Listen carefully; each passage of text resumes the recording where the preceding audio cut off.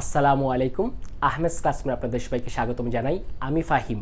এই ভিডিওটি SSC physics chapter 2 এর অত্যন্ত গুরুত্বপূর্ণ টপিক গতির সমীকরণ সম্পর্কিত। এখানে আমরা গতির সমীকরণের কি কি ভেরিয়েশন আছে, এখান থেকে আরও কি কি সূত্র তৈরি করা যায়, এই সমস্ত ব্যাপার নিয়ে আজকে ভালো করে জানা ট্রাই করব। তো আমরা একটা জিনিস জানি, গতির সমীকরণের টোটাল রাশি হচ্ছে 5টি, যাদেরকে বলা যায় একত্রে সুভেট, অথবা মনে রাখার জন্য আমরা সুভেট দিয়ে মনে রাখতে পারি, অথবা উৎসব। তো দেখা যাচ্ছে গণে গণে এখানে টোটাল রাশি হচ্ছে 5টি, এবং কোনটাকে কি বলে সেটা একটু জেনে নেই। ইউ দিয়ে বোঝায় আদিবেগ, ভি মানে হচ্ছে শেষ বেগ, এ মানে হচ্ছে ত্বরণ বা মন্দন, টি মানে সময়, এস মানে দূরত্ব বা সরণ। এখন এই 5টি রাশির মধ্যে আমি যদি যে কোনো 3টি রাশির মান জানি, এই যে 4টা সমীকরণ আছে, এই 4টি সমীকরণের সাহায্যে অঙ্ক করে বাকি 2টি আননোন রাশির মানটা জানা যাবে। এটাই হচ্ছে গতির সমীকরণের অ্যাডভান্টেজ। এখন আমরা দেখি গতির সমীকরণ 4টি কি।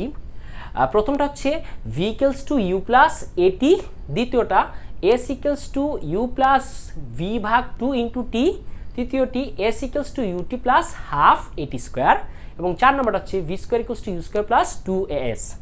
এই 4টা সমীকরণের প্রতিপাদন আমার আরেকটি ভিডিওতে দেওয়া আছে, যেখানে আমি এই 4টি সমীকরণের প্রতিপাদন ভালো করে দেখিয়েছি, আপনারা চাইলে ওই ভিডিওটা দেখে নিতে পারেন।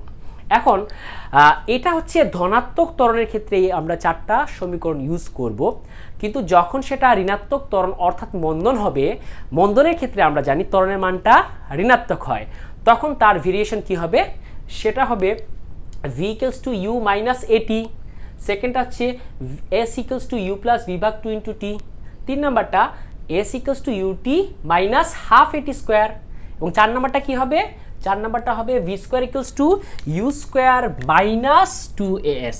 এখন কথা হচ্ছে কেন আমি এগুলোতে মাইনাস দিলাম, কারণ ঋণাত্মক ত্বরণ মানে হচ্ছে গিয়ে মন্দন, এবং ওই মন্দন যেহেতু ঋণাত্মক ত্বরণ, এই জন্য মাইনাস এটা ইউজ করা হয়েছে। এখন কথা একটা যে স্যার আপনি সবগুলোতে মাইনাস দিলেন, তাহলে এই যে S equals to U plus V ভাগ 2 ইন্টু টি, এখানে কেন মাইনাসটা নাই? আচ্ছা, আপনারা একটু খেয়াল করে দেখেন তো, এই 2 নাম্বার ইকুয়েশনে কি কোনো জায়গায় ত্বরণ আছে? ত্বরণ যেহেতু নাই, তাহলে এখানে কোন জায়গায় মাইনাস বসাবো? কারণ আমি মন্দনের ক্ষেত্রে হিসাব করতেছি, মন্দন মানে হচ্ছে ঋণাত্মক ত্বরণ, ত্বরণের ক্ষেত্রে মাইনাস। যেহেতু এখানে ত্বরণ নাই, তার মানে এই সূত্রে কখনোই মাইনাস বসাবার প্রয়োজন পড়ে না। কথা কি বুঝতে পারলাম? এখন এই যে গতির সমীকরণ, এখানে কিছু কন্ডিশন আমাদেরকে মাথার মধ্যে রাখতে হবে। কি কি কন্ডিশন আসে? যখন আমি কোনো সৃজনশীল বা ম্যাথমেটিক্যাল প্রবলেম সলভ করব, তখন কিন্তু আমাকে উদ্দীপকে অনেক কন্ডিশন বলে দিবে। ওই কন্ডিশন থেকে আমরা রাশি কোনটার মান কি হবে সেইগুলা কিন্তু একটু আন্দাজ করে নিতে পারবো, এবং ওই আন্দাজ করার জন্য এবং মাথার মধ্যে রাখার জন্য আমি কিছু জিনিস লিখে রাখছি এখানে। যখন উদ্দীপকে অথবা ম্যাথমেটিক্যাল প্রবলেমে বলবে স্থির অবস্থা হতে কোনো গাড়ি, গরু অথবা যে কোনো কিছু স্থির অবস্থা থেকে যাত্রা শুরু করছে, ওই স্থির অবস্থা বলতে বোঝাবে আদিবেগ ইউ ইকুয়ালস টু 0। যদি উদ্দীপকে এরকম দেয়া থাকে কোনো একটি গাড়ি থেমে গেছে, নির্দিষ্ট দূরত্ব অতিক্রম করার পর থেমে গেছে, থেমে যাওয়া মানে শেষ বেগ ভি ইকুয়ালস টু 0। আর যখন বলবে কোনো গাড়ি, কোনো বস্তু অথবা যে কোনো কিছু সমবেগে চলতেছে, সমবেগ বলতে বোঝায় ত্বরণ এ ইকুয়ালস টু 0, মানে সমবেগে ত্বরণ থাকে না, এই জন্য ত্বরণের মানটা 0 ধরা হয়। আর সমবেগ বলতে আরেকটা কন্ডিশন বোঝায়, সমবেগ মানে বেগের মানের কোনো পরিবর্তন হচ্ছে না, তাহলে বেগের মানের যেহেতু পরিবর্তন হবে না, তাহলে বেগটা কি হবে, ধ্রুবক হবে। তাহলে আরেকটা কথা আমরা মনে রাখবো, সমবেগ বলতে বোঝায় ভি ফর বেগ, মানে ভেলোসিটি, ভেলোসিটিতে কিন্তু ভি আসছে, ভি ইকুয়ালস টু ধ্রুবক। আবার যখন বলবে সুষম ত্বরণে চলতেছে, অর্থাৎ সুষম ত্বরণ মানে হচ্ছে ত্বরণের মানের কোনো পরিবর্তন হবে না, একটি ধ্রুব ত্বরণে চলতে থাকবে। তাহলে যখন কোনো ম্যাথমেটিক্যাল প্রবলেম বলে দিবে সুষম ত্বরণ, তখন বুঝে নিতে হবে ত্বরণটা কি থাকবে, কনস্ট্যান্ট থাকবে, ধ্রুবক থাকবে। তাহলে এই 5টা জিনিস আমরা মাথার মধ্যে রাখবো। স্থির অবস্থান বলতে বুঝাবে আদিবেগ ইউ ইকুয়ালস টু 0, থেমে যাওয়া মানে শেষ বেগ ভি ইকুয়ালস টু 0, সমবেগ মানে ত্বরণ এ ইকুয়ালস টু 0, ঠিক আছে। আর সমবেগ বলতে আরেকটা বুঝায় বেগ ধ্রুবক, আর সুষম ত্বরণ মানে হচ্ছে ত্বরণ এ ধ্রুবক। এখন আরও কিছু জিনিস আমি বলে নেই। আদিবেগ জিনিসটা কি? যেই বেগ দিয়ে যাত্রা শুরু করে, মানে উদ্দীপক বা ম্যাথমেটিক্যাল প্রবলেমে যেই জিনিসটা দিয়ে কোনো জিনিস যাত্রা শুরু করছে বা যেটা থেকে আরম্ভ হয়েছে ওটাই হচ্ছে গিয়ে আদি বেগ, এবং নির্দিষ্ট দূরত্ব অতিক্রম করার পর যেই বেগটা প্রাপ্ত হয় ওটা হচ্ছে গিয়ে শেষ বেগ। তো আমরা এই কথাগুলো একটু মাথার মধ্যে রাখবো। তাহলে মোটামুটি গতির সমীকরণের প্রথম দিকের বেসিক ভেরিয়েশনটা আমরা দেখে ফেললাম। এখন এই যে গতির সমীকরণের আরেক ধরনের ভেরিয়েশন আসে, সেটা হচ্ছে নিক্ষিপ্ত বস্তু এবং পড়ন্ত বস্তুর ক্ষেত্রে। এখন একটা কথা বলে নেই, যখন একটি বস্তু নিচের দিকে পড়তে থাকবে ওটা হচ্ছে পড়ন্ত বস্তু, আর উপরের দিকে ছুঁড়ে মারলে ওটা হচ্ছে গিয়ে নিক্ষিপ্ত বস্তু। এখন একটা কথা বলি, যখন কোনো বস্তুকে ছেড়ে দেওয়া হয় সেটা অবিকর্ষজ বলের কারণে নিচের দিকে পড়ে, আর অবিকর্ষজ বলের কারণে যেই ত্বরণ হয় ওটাকে বলে অবিকর্ষজ ত্বরণ। তাহলে বলতে পারি অবিকর্ষজ ত্বরণের দিকটা হচ্ছে নিচের দিকে। তাহলে ওই যে ত্বরণের দিকটা নিচের দিকে হওয়ার কারণে যখন বস্তু নিচের দিকে পড়বে তখন ওই ত্বরণটাকে আমরা বা ওই অবিকর্ষজ ত্বরণটাকে ধনাত্মক ধরব। কিন্তু একটা জিনিস চিন্তা করে দেখেন তো, যখন একটি বস্তুকে উপরের দিকে নিক্ষেপ করলাম, বস্তুটা উপরের দিকে যাচ্ছে কিন্তু তার অবিকর্ষজ ত্বরণটা কোন দিকে কাজ করতেছে? নিচের দিকে। তাহলে উপরের দিকে যাওয়ার ক্ষেত্রে অবিকর্ষজ ত্বরণের দিকটা আমরা কি ধরবো? ঋণাত্মক ধরবো, কারণ অবিকর্ষজ ত্বরণ তো নিচের দিকে কাজ করছে, যাচ্ছে তার বিপরীত দিকে। তাহলে নিচের দিকে যদি আমরা অবিকর্ষজ ত্বরণকে প্লাস ধরি তাহলে অবশ্যই উপরের দিকটা কি হবে? মাইনাস হবে। তবে একটা কথা আমি আগে এই জিনিসটা বুঝাই দিই যে সূত্রগুলো কিভাবে ভেরিয়েশন হবে। একটা জিনিস আমাদের মাথার মধ্যে রাখতে হবে, পড়ন্ত এবং নিক্ষিপ্ত বস্তুর ক্ষেত্রে আমরা ওই অতিক্রান্ত দূরত্বকে h হিসেবে ধরব, এবং অবিকর্ষজ ত্বরণ হওয়ার কারণে ত্বরণ a কে ধরব g দিয়ে।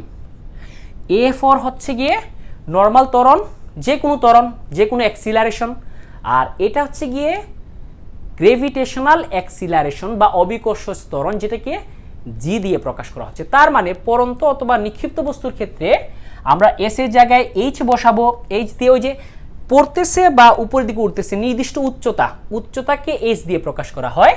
তার মানে s এর জায়গায় h হবে এবং ত্বরণ এর জায়গায় g হবে। এই জিনিসটা আমরা মাথার মধ্যে রাখবো।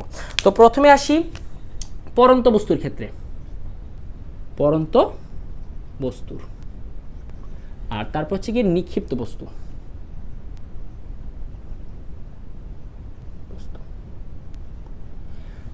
তো প্রথমটা একটু দেখেন, এই পড়ন্ত বস্তুর ক্ষেত্রে প্রথম ইকুয়েশনটা কি হবে?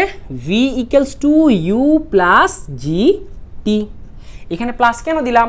কারণ নিচের দিকে পড়তেছে, অবিকর্ষজ ত্বরণের দিকটা যেদিকে ওই দিকটাকে আমরা ধনাত্মক ধরলাম, এই জন্য আমরা পড়ন্ত বস্তুর ক্ষেত্রে এখানে প্লাস দিই। সেকেন্ড ইকুয়েশন, যে s এর জায়গায় কি বসবে? h বসবে। তাহলে h = কি হবে? u + v/2 * t। 3 নাম্বারটা কি? s ছিল, সেটাই হবে h। h = ut + ½ gt²। আর 4 নাম্বারটা v² = u² + 2gh। তাহলে আমরা বলতেই পারি যে যখন বস্তু পড়ন্ত বস্তুর ক্ষেত্রে সব সময় এগুলা কি হবে? প্লাস হবে, এবং h হবে s এর জায়গায় h এবং ত্বরণ এর জায়গায় হবে g। এবং কেন আমরা এগুলোকে প্লাস দিয়ে লিখলাম? কারণ যখন একটি বস্তু নিচের দিকে পড়বে অবিকর্ষজ বলের কারণে নিচের দিকে পড়বে এবং অবিকর্ষজ ত্বরণের দিকটাও নিচের দিকে। তাহলে নিচের দিকে অবিকর্ষজ ত্বরণের দিক, বস্তু পড়তেছে নিচের দিকে, এই জন্য অবিকর্ষজ ত্বরণটাকে ধনাত্মক ধরা হয়। কিন্তু যখন বস্তুটাকে উপরের দিকে নিক্ষেপ করা হবে সেক্ষেত্রে কি হবে? যে উপরের দিকে নিক্ষেপ করা হচ্ছে, বস্তুর সরণ হচ্ছে উপরের দিকে, কিন্তু অবিকর্ষজ ত্বরণ কাজ করতেছে কোন দিকে? নিচের দিকে। তাহলে অবিকর্ষজ ত্বরণের ক্ষেত্রে তখন সেটা কি হবে? ঋণাত্মক হবে, কারণ ত্বরণটা যেদিকে সরণটা তার বিপরীত দিকে। তাহলে অবিকর্ষজ ত্বরণের ক্ষেত্রে ওটাকে কি ধরতে হবে? মাইনাস। তাহলে আমরা সহজ করে একটা কথা মাথার মধ্যে রাখবো যে পড়ন্ত বস্তুর ক্ষেত্রে অবিকর্ষজ ত্বরণ ধনাত্মক হয়, আর নিক্ষিপ্ত বস্তুর ক্ষেত্রে অবিকর্ষজ ত্বরণ ঋণাত্মক হয়। তো এই জন্য পড়ন্ত অবস্থায় প্লাস দিয়ে লিখতে হয় এবং নিক্ষিপ্ত অবস্থায় কি দিয়ে লিখতে হবে? মাইনাস দিয়ে। তো আমরা একটু ভেরিয়েশনগুলো লিখে ফেলি এই জায়গায়। কি হবে সেটা? প্রথমটা হচ্ছে v = u - gt, ওই যে নিক্ষিপ্ত বস্তু মাইনাস g দিলাম। তারপরটা কি হবে? h = u + v/2 * t। এখন বলতে পারেন ভাইয়া যে এই জায়গায় কোনো মাইনাস নাই কেন? আচ্ছা, এই ইকুয়েশনে কি কোনো অবিকর্ষজ ত্বরণ আছে বা ত্বরণের মান আছে? তাহলে ত্বরণের মান যেহেতু নাই তাহলে কেন আমি মাইনাস বসাবো? আচ্ছা, শেষেরটা কি? তিন নাম্বারটা H equals to ut minus half gt square, এই যে মাইনাস দিলাম। একদম শেষেরটা v square equals to you square minus two g H. এই হচ্ছে পরন্ত এবং নিক্ষিপ্ত বস্তুর ক্ষেত্রে গতির সমীকরণের ভেরিয়েশন। তো আমরা একটু মনোযোগ দিয়ে মাথার মধ্যে এই ব্যাপার স্যাপারগুলা রাখবো। খুবই সিম্পল জিনিস। যখন ধনাত্মক ত্বরণ হবে তখন আমরা এরকম বসাবো, আর মন্দনের ক্ষেত্রে এরকম, আর যখন পরন্ত বস্তু হবে তখন তার ফরমেশনটা হবে এরকম, আর নিক্ষিপ্ত বস্তুর জন্য এরকম। ভেরি সিম্পল, মাথার মধ্যে এই জিনিসটা রাখতে হবে। এবং যারা ক্লাস 9-এ উঠেছো তারা এই টপিকগুলো খুব ভালো করে মাথার মধ্যে রাখবা, তখন তোমার ম্যাথমেটিক্যাল প্রবলেমগুলো করা একদম সহজ হয়ে যাবে। আরও কিছু কথা বলে নেই, এখানে এককের ক্ষেত্রে কিছু জিনিস আমি বলে দিই। আদি বেগ ইউ দিয়ে প্রকাশ করা হচ্ছে, আদি বেগ সেটাও তো একটা বেগ, আর বেগের একক হচ্ছে মিটার পার সেকেন্ড। শেষ বেগ সেটাও একটা বেগ, তার একক কী হবে? Metre per second. ত্বরণ অথবা মন্দন তার একক কী হয়? Metre per second square. সময়ের একক হচ্ছে সেকেন্ড। সরণ বা দূরত্ব যেটাকে এস দিয়ে প্রকাশ করা হয়, যেহেতু দূরত্ব সেটা একটা দৈর্ঘ্য, দৈর্ঘ্যের একক কি? মিটার। এই তো, ভেরি সিম্পল। তাহলে আমরা সহজেই এই টপিকগুলো মাথার মধ্যে রাখবো। তবে একটা কথা, আমরা যখন একটি চ্যাপ্টার পড়ব খুব ভালো করে ডেকোরেট ওয়েতে এটা পড়া ট্রাই করব, তখন আমাদের এই টপিকগুলাই সিচুয়েশনগুলোকে সহজ করে দিবে, ম্যাথমেটিক্যাল প্রবলেমগুলোকে সহজ করে দিবে। তো একটা কথা বলতে চাই, আমরা পড়াটাকে ওইরকম পড়বো, ওইরকম ফিল নিয়ে পড়বো যেরকম আমরা গল্প শুনি, যেরকম আমরা গান শুনি। একটা কথা বলি নেই, যখন আমরা কারো মুখ থেকে গল্প শুনি অথবা গল্পের বই পড়ি অথবা কোনো মুভি দেখি অথবা কোনো গান শুনি, তখন একবার শুনলে, একবার দেখলে, একবার পড়লে এটা আমাদের মাথার মধ্যে সেট হয়ে যায়। কিন্তু পড়াশোনার ক্ষেত্রে কি হয়, যে দেখা যাচ্ছে আমি পড়াশোনা মাথার মধ্যে ঠিক মতো রাখতে পারি না। কারণ একটাই প্রবলেম, তুমি গল্পগুলা, মুভিগুলা বা গানগুলা যেরকম ডেকোরেটভাবে বা যেরকম ফিল নিয়ে শুনো, ফিল নিয়ে দেখো, ওরকম পড়াটাও কেউ ডেকোরেট ওয়েতে পড়ো না, ফিল নিয়ে পড়ো না, ফিল নিয়ে শোনো না। এই জন্য বুঝতে একটু প্রবলেম হয়। তো আমার অ্যাডভাইস থাকবে, যখন তুমি একটা টপিক পড়বা ভালো করে বুঝিয়ে ডেকোরেট ওয়েতে এটা পড়ার ট্রাই করবা, তখন তোমার কাছে এই টপিকগুলা সহজ হয়ে যাবে। আশা রাখি এই যে কনসেপ্টগুলা তোমার অনেকটা কাজে দিবে, এবং তুমি যখন এই টপিকগুলা ভালো করে বুঝে ফেলবা তখন তোমার জন্য বাকি যেই ম্যাথমেটিক্যাল প্রবলেম আছে সবগুলো সহজ হয়ে যাবে। গতির সমীকরণের আরেকটি স্পেশাল কন্ডিশন আমরা দেখব। যখন আমাদেরকে কোনো কোয়েশনে বলে দেয় গাড়িটি অথবা বস্তুটি সমবেগে চলতেছে, তো সমবেগের ক্ষেত্রে আমরা একটা স্পেশাল সূত্র ইউজ করি। আমি আবার বলতেছি, সমবেগের ক্ষেত্রে আমরা একটা স্পেশাল সূত্র ইউজ করি, সমবেগ। সেই স্পেশাল সূত্র হচ্ছে এস ইকুয়ালস টু ভিটি। অর্থাৎ যখন সমবেগে অতিক্রান্ত দূরত্ব বের করব তখন আমরা এস ইকুয়ালস টু ভিটিটা বসাই। এখন এটা কি আসলেই স্পেশাল? কেন স্পেশাল সেটা বলে দিই, এবং কিসের কারণে স্পেশাল সেটাও বলে দিচ্ছি। হ্যাঁ, আসলে এটা স্পেশাল, তবে স্পেশাল হলেও তার অরিজিন কিন্তু এই S equals to ut plus half at square থেকে। হাউ, কিভাবে? একটু বোর্ডের দিকে তাকাই। আসলে সূত্রটা ছিল এরকম, S equals to ut plus half at square. যেহেতু সমবেগ, দেখো এখানে লেখা আছে সমবেগ মানে বেগের পরিবর্তন হবে না, অর্থাৎ সমবেগ বলতে বোঝায় ত্বরণ এ ইকুয়ালস টু 0, কারণ বেগের পরিবর্তন না হলেই তো ত্বরণ শূন্য। তাহলে যখন সমবেগ বলবে তখন আমরা জানি ত্বরণ এ ইকুয়ালস টু 0 হবে। তো ত্বরণের মান আমরা যদি 0 বসাই এই ইকুয়েশনে, তাহলে কি হবে? S equals to ut plus half, ওই যে এর মান 0 বসালাম, ইন্টু হচ্ছে গিয়ে টি স্কোয়ার। তো শূন্য দিয়ে কোনো কিছুকে গুণ করলে টোটাল জিনিসটা শূন্য হয়ে যায়, শুধু থাকবে ইউ টি। তাহলে এই তো আমরা এইটুক 0 পাওয়ার পর, কারণ শূন্য দিয়ে গুণ করছি টোটাল জিনিসটা 0 হয়ে গেছে, ইউটি থাকলো। এখন একটা কথা বলি, স্যার ইউ মানে তো আদিবেগ, তাহলে এখানে যে ভি থাকলো। আচ্ছা, সমবেগ মানে কি? বেগের মানের কোনো পরিবর্তন হয় না, অর্থাৎ আদিবেগ যা, শেষ বেগ তা।